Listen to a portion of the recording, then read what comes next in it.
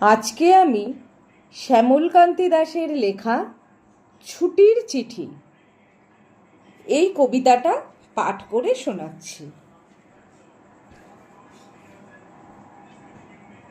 স্কুলে ছুটি আর কটা দিন বাদে, এবারে ছুটিতে তুমি দেখে নিও বাপি, খুব মন দিয়ে অঙ্ক কষবো রোজ, পুকুরের জলে করবো না দাপাদাপি।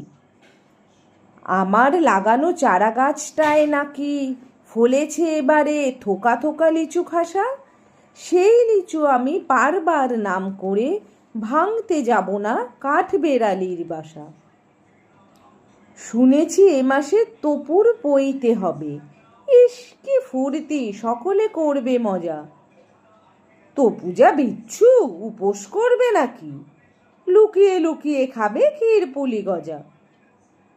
যত মজা হোক, আমি তার থেকে বাদ। তপুর এখানে আসবার কথা কবে, আমি এক ভয়ে সিঁটিয়ে রয়েছি বাবা, স্কুল খুললেই পরীক্ষা শুরু হবে।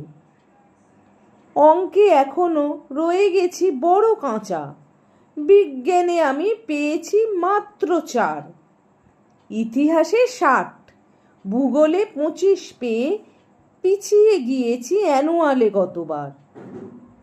ভাই কি করছে, সাঁতার শিখছে রোজ, ওকে বলো আমি ছুটিতে যাব না বাড়ি, আমার ভাগের সবটুকু ওই পাবে, আম কাঁঠালের সঙ্গে আমার আড়ি।